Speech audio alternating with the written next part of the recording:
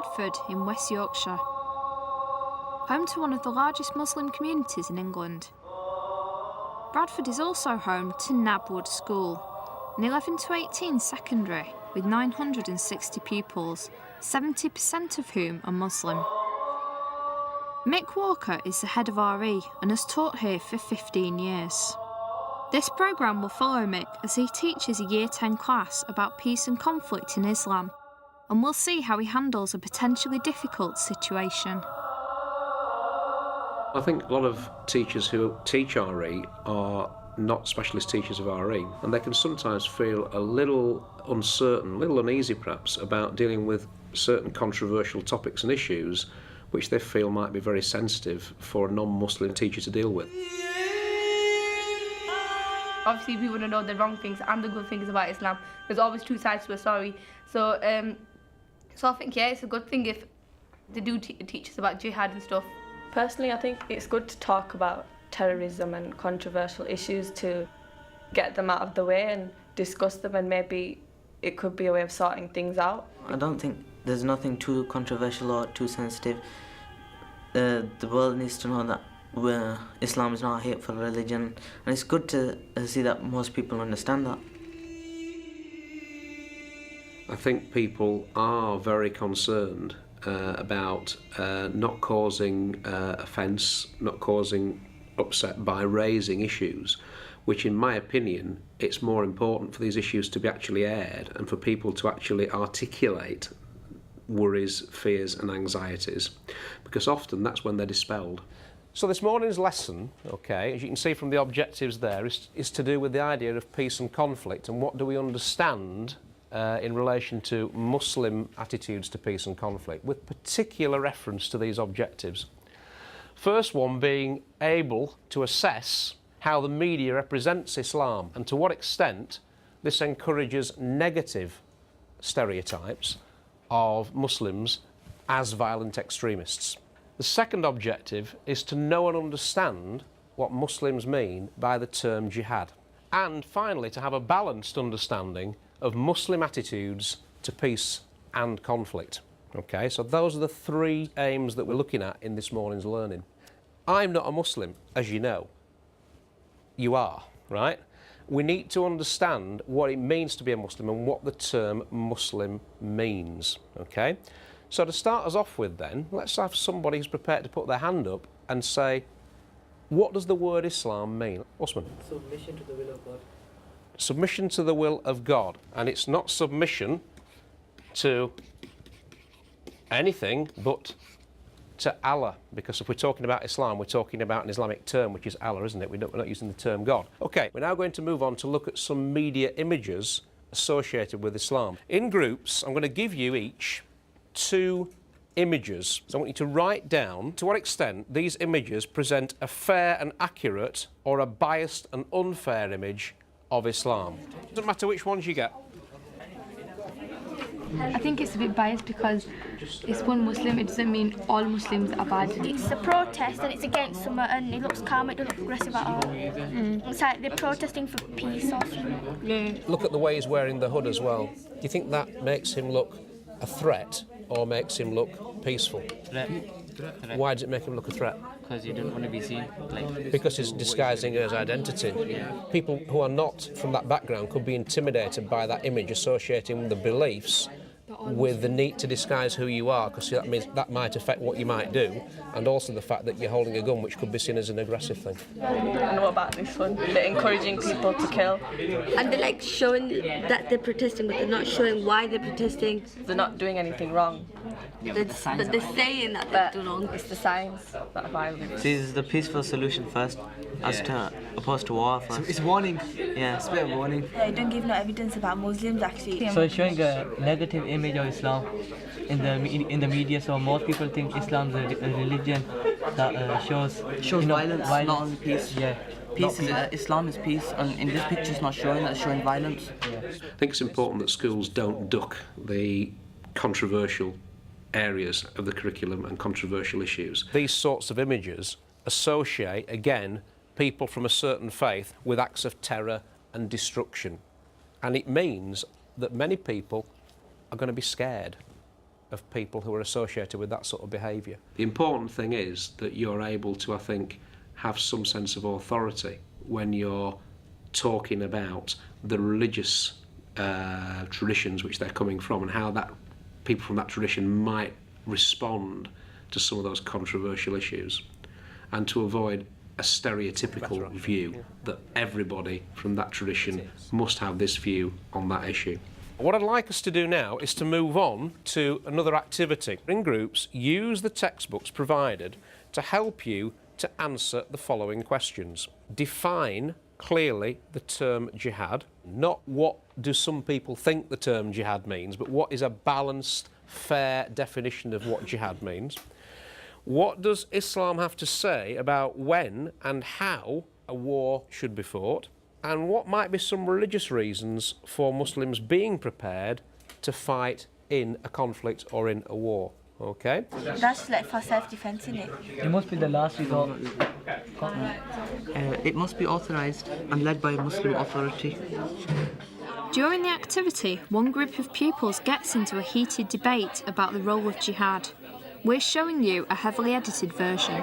In Islam, you're not meant to harm the elders and the women and the children, and well, they've just killed lots of people regardless of who they are, so that cannot be causing the minimum amount of suffering. I think the terrorists, they're following their own rules, they're not following the Quran, because the Quran clearly states, that, you're not supposed to use violence and everything in wars, and it's supposed to be just. So how, you can't even class them as Muslims really, because they're not following the Quran, so how could they say they're fighting for Islam when they're going against the rules of it? But Muhammad, peace be upon him, he used to fight in wars as well. Yeah, but they were just wars. But how can you classify them as just wars? But women and kids getting killed then as well. He was pure, nothing he could do right, or anything would be wrong. So it had to be just, everything was right. These people are just normal people that are trying to, I don't know what, they say make Islam better, trying to Purify it. Yeah, purify it, but they're not at all, they're just making it worse. I think it's very difficult to talk about controversial views in a classroom.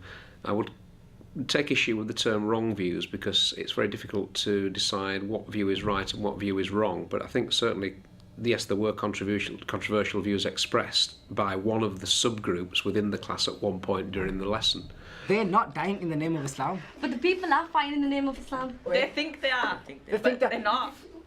They're How not, can you say they're not? because they're not going by the Quran. It's still murder. They're still human beings, they still have feelings. If you kill one person in Islam, it's like killing the whole of humanity.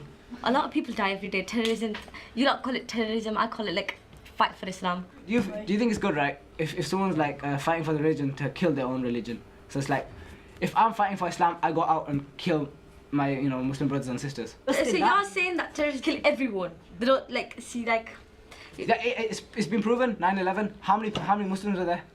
I don't know. There must have been. You can't say there were no Muslims there. People who've done wrong, why not just take them with you? Yeah, but you don't go straight to heaven, even though they believe it's just war. They're not going to heaven. So they're going to hell. They're going straight to the grave. But how can you say you're gonna go to hell? Because in the Quran it says committing suicide is a sin. So if I commit suicide, right, I'm gonna go to hell. I know that only Allah can, decide when. I know when and how you're gonna die. If you follow the right rules, on the Quran, what Allah said, and what Prophet Muhammad said, then nothing can go wrong. This life's a test. It's a test, and if you struggle, that's good. That's a great jihad. You're struggling within to find inner peace. No, but the thing is, Islam does not imply terrorism. It doesn't imply violence, and it doesn't imply destruction. What you're not getting is this minority that's made it like that. It's not everyone. Can we just try and you've got a lot strong opinions, and that's right and proper, right? Okay, and everybody's got a right to their opinion. What we've got to try and do is be able to argue and give reasons which are able to support our opinions. What we're doing at the moment is we're moving slightly away from the focus of the lesson. But what I'd like to try and do is bring it back to what the task was that we started, which has led to the debate we've just been having in the room. Okay, so I'd like us just to focus back on some of these responses that you've given me here, which I think might help to kind of give some clarity to the positions that we're looking at here in the debate. I think it's important that the students feel comfortable to actually articulate what their views are on issues of concern and controversy. But I think they also need to be aware that it's important that in the way that they articulate their views, they take into account the impact of how they express their views on the feelings of others around them in the group. When you're teaching about a faith to any other students of that faith, you've got to demonstrate in your manner that you respect their faith, that you're sensitive to what they believe to be important. What I would say is when you're working with a class that has a predominance of Muslim students within that class, what you need to be aware of, okay, are basic issues of mutual respect. So remember to use the term Allah rather than God, because that's being true to the faith that you're studying at that time. Remember to say peace be upon him after mentioning the name of Muhammad or any of the other prophets, and explain to the rest of the class that this is a mark of respect, obviously, and not a mark of worship. Physically display within the classroom a copy of their holy book stored in the highest point in the room in recognition of it's holy to them, and therefore they could see some connection between an ownership between that space where they were learning about their faith and other faiths. Can I just draw your attention now, please, to the last activity on the bottom of your task sheet? What you've got there is a scenario. A scenario is a made-up situation, okay, and it's deliberately done to try and provoke a kind of open, honest debate amongst yourselves as a group, bearing in mind the work we've done during the lesson this morning. The scenario says, your friend Uthman hears a speaker say, those suicide bombers from the July bombings are in heaven now. It was a good jihad. The questions I want you to look at are, was it jihad? Why or why not? And can you explain why suicide bombing is not acceptable Islamically? And I'd like you to put your ideas down together as a group on paper now, please. Yeah, if it was jihad, like, you would cause like least amount of damage, and you wouldn't like kill people. You wouldn't kill yourself, because killing yourself is wrong as well. Is it seen as a sin for taking their own life? Committing suicide. And they've killed the innocent people who haven't done anything to them. Yeah. So how do they as well know? as themselves. Yeah. How do they know those people that have protested against wars or something? The Iraq war, the war in Afghanistan. So it's not a competition. We believe that the suicide bombers will be in hell now, because we believe that killed a lot of innocent civilians who have done nothing wrong. We all know that jihad means a holy war. This was not a fair or a holy war. It was an unacceptable war, because many other people were on the train too. I'd just like to take a few examples from around the room, just so that we can all look at this together to round things off. Which group would like to start us off? Thank you. We think that the July bombings, that it wasn't jihad, because there was actually no just reason why he was doing it, and he was killing so many innocent civilians, which goes against jihad, and because there was no Muslim authority there. My experience is that young people are very interested in controversial issues, and if we can provide them with spaces where they can articulate their views and they can learn to consider in a balanced way the arguments for and against different courses of action in areas of controversy, then that's really what sets RE alight for them. And as far as I'm concerned, if we didn't take these issues on in RE would be much the poorer for it, and so would their education.